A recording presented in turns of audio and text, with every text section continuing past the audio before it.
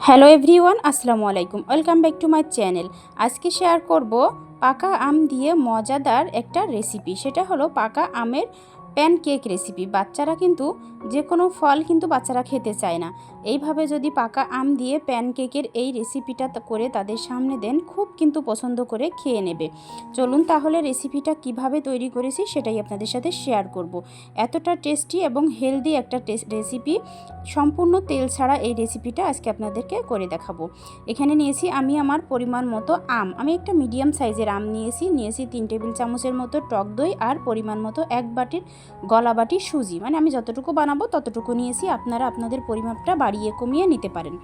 এবার একটা Blender jar নিয়ে নেব। ব্লেন্ডার জারের মধ্যে আমের পিউরিটা দিয়ে দেব। আমের পিউরিটা দিয়ে এবার এর মধ্যে সুজিটা ঢেলে দেবো।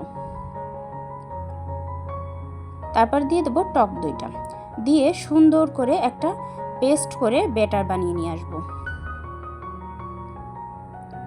এইভাবে যদি একবার পাকা আম দিয়ে বাচ্চাদের সামনে আপনি প্যানকেক করে দেন, কথা দিচ্ছি বাচ্চাদেরকে থামানো মুশকিল হয়ে যাবে। বাচ্চা কেন, যে কোনো বড়রাও কিন্তু খুব বেশি পছন্দ করে খেয়ে নেবে। দিয়ে দিলাম 3 টেবিল চামচের মতো আমি চিনি। আমের মিষ্টির পরিমাপ অনুযায়ী আপনারা চিনিটা ব্যবহার করবেন। আমার আমটা কিন্তু অনেক মিষ্টি ছিল, এই জন্য সামান্য 3 টেবিল চামচে আমার হয়ে যাবে।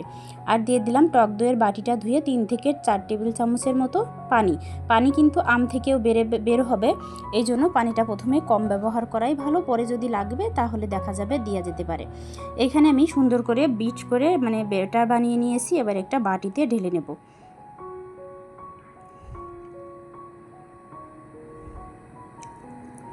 আশা করছি যে যেখান থেকে ভিডিওটা দেখা শুরু করেছেন সবাই অনেক বেশি ভালো আছেন, সুস্থ আছেন, নিরাপদে আছেন।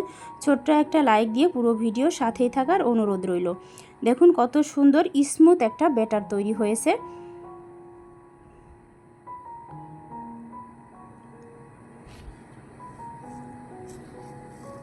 এবার দিয়ে দিলাম স্বাদ মতো লবণ।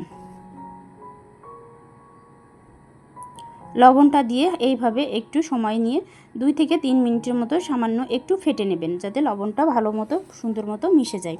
এ পর্যায়ে একটু আপনারা খেয়ে দেখতে পারেন, হালকা একটু করে মুখে দিতে পারেন চিনির পরিমাণটা ঠিক আছে কিনা। যদি না থাকে, মানে চিনিটা যদি আরও লাগতে পারে তাহলে দিতে পারেন। আমার কিন্তু চিনির পরিমাণটা ঠিক ছিল। আমি ব্লেন্ডার জারটা ধুয়ে সামান্য 2 থেকে 3 টেবিল চামচের মতো পানি ব্যবহার করলাম, কারণ আমার ব্যাটারটা একটু ঘন মনে হচ্ছিল। এজন্য একটু পানি ব্যবহার করে এইভাবে ব্যাটারটা আবারও একটু ফেটিয়ে নেব।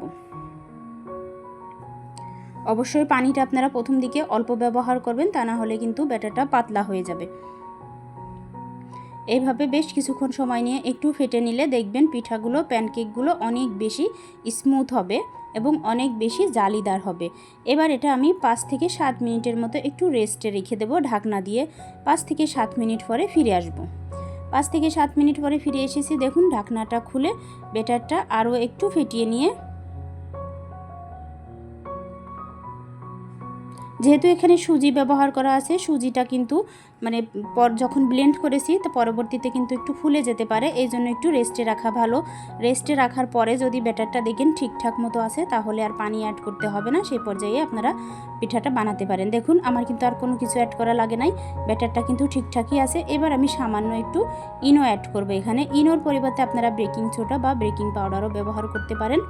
এখানে আমি সামান্য অল্প একটু ইনো ব্যবহার করেছি, পুরো 1 প্যাকেট কিন্তু ছিল না, অল্প একটু ছিল। সেই সামান্য অল্প একটু দিয়েই ব্যাটারটাকে সঙ্গে সুন্দর করে মিশিয়ে ফেটিয়ে নিতে হবে। ইনোটা দিয়ে আর বেশিক্ষণ রেস্টে রাখার দরকার নাই, সাথে সাথেই কিন্তু পিঠাটা বানাতে হবে।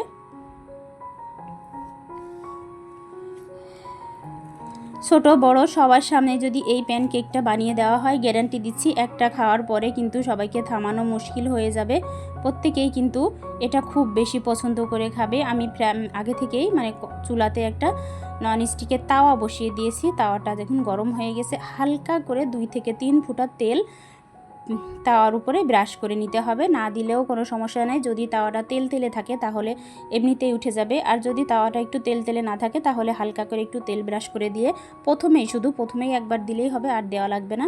1 চামচ ব্যাটার দিয়ে এইভাবে একটু চামচ দিয়ে উপর দিয়ে ঘুরিয়ে নেওয়ার পরে দেখুন 10 থেকে 15 সেকেন্ডের মধ্যেই কিন্তু পিঠাটা তৈরি হয়ে যাবে। উপর দিয়ে কিন্তু ছিদ্র ছিদ্র ভাব হয়ে গেছে। দেখুন পিঠাটাও কিন্তু আমার হয়ে গেছে। 10 থেকে 15 সেকেন্ড লাগবে প্রতিটা পিঠা তৈরি করতে। প্রতিটা প্যানকেক তৈরি করতে এইভাবে ছোট ছোট সাইজ করে, চাইলে এর থেকেও ছোট ছোট সাইজ করে তৈরি করে নিতে পারেন। এইভাবে আমি একটু উল্টিয়ে দেখিয়ে দিলাম। প্রথম পিঠ যদি একটু নরম থাকে তাহলে এভাবে উল্টিয়ে ভালো করে ভেজে নিতে পারেন। ঢাকনা দেওয়ার দরকার নাই, এমনিতেই কিন্তু প্যানকেকগুলো খুব সুন্দর মতো জালিদার হবে। এইভাবে প্রতিটা বার এইভাবে সমস্ত পিঠাগুলো দিয়ে দিয়ে বানিয়ে নিব। উপর দিয়ে হালকা করে একটু ঘুরিয়ে দিলেই হয়ে যাবে। 10 থেকে 12-13 সেকেন্ড অপেক্ষা করার পরে কিন্তু প্রতিটা প্যানকেক তৈরি হয়ে যাচ্ছে। দেখুন খুবই সুন্দর জালিদার হচ্ছে এবং খুবই সুন্দর স্মুথ হচ্ছে, আর খেতেও কিন্তু মাশাআল্লাহ অনেক অনেক বেশি টেস্টি হয়েছিল। আমার বাচ্চারা তো ভীষণ বেশি পছন্দ করেছিল প্যানকেক রেসিপিটা, বিশেষ করে আমার ছোট বাচ্চাটা, মানে আমার ছোট ছেলেটা এই রেসিপিটা খুব বেশি পছন্দ করেছিল। এইভাবে প্রতিটা প্যানকেক আমি বানিয়ে নিব। দেখুন কতটা সুন্দর হয়েছে। যদি আপনাদের পিঠাটা নিচে একটু হালকা করে লেগে যায় বা উঠাতে সমস্যা হয় তাহলে আবারও একটু তেল ব্রাশ করে নিতে পারেন।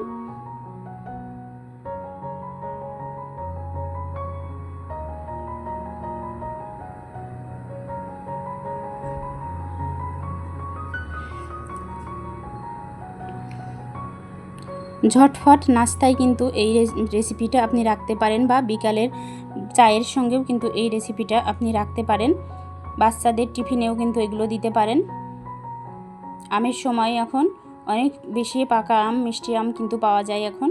এই রেসিপিটা এখন একবার অবশ্যই বাড়িতে ট্রাই করে দেখবেন, আর কেমন হয়েছে আপনাদের মূল্যবান মন্তব্যটা আমার কমেন্ট বক্সে জানিয়ে যেতে ভুলবেন না।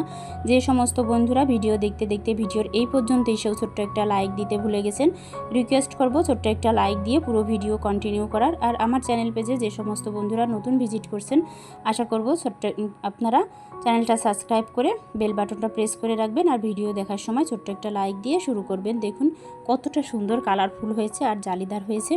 এখানে আমি আমার বাচ্চাদের অনুরোধে অনেকগুলো ছোট ছোট করে বানিয়েছিলাম।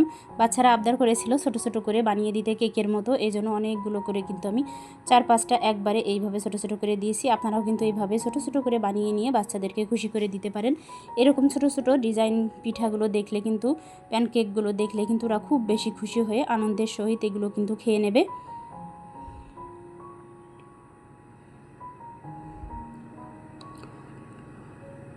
যে সমস্ত বন্ধুরা আমার ভিডিও এ পর্যন্ত চলে এসেছেন ধৈর্য সহকারে দেখতে দেখতে, তাদেরকে জানাই অনেক অনেক ভালোবাসা এবং ধন্যবাদ। দেখুন আমি এইভাবে ছোট্ট ছোট করে নিয়ে নিচ্ছি। পাশে বসে আমার মেয়ে এবং ছেলেরা সবাই বায়না করেছিল এইভাবে ছোট ছোট করে বানিয়ে দেওয়ার জন্য, এই জন্য এইভাবে ছোট ছোট করে অনেকগুলো বানিয়ে দিয়েছিলাম আমি তাদেরকে, আর তারা খুব বেশি খুশি হয়ে পছন্দ করে এটা কিন্তু খেয়েছিল। আমার ভিডিও বা কথার মাঝখানে যদি কোথাও কোনো ভুল ত্রুটি হয়ে থাকে ক্ষমা সুন্দর দৃষ্টিতে দেখার অনুরোধ রইল। আর ভিডিওটা যদি একটুও ভালো লেগে থাকে তাহলে বন্ধুদের মাঝে শেয়ার করে দেওয়ার অনুরোধ রইল, যাতে তারাও দেখে এটা শিখে বাচ্চাদেরকে এইভাবে সারপ্রাইজ দিতে পারে। সবাইকে অনেক অনেক ভালোবাসা এবং ধন্যবাদ জানিয়ে আজকের মতো এই প্যানকেক রেসিপি থেকে বিদায় নিচ্ছি। সবাই ভালো থাকবেন, সুস্থ থাকবেন, নিরাপদে থাকবেন।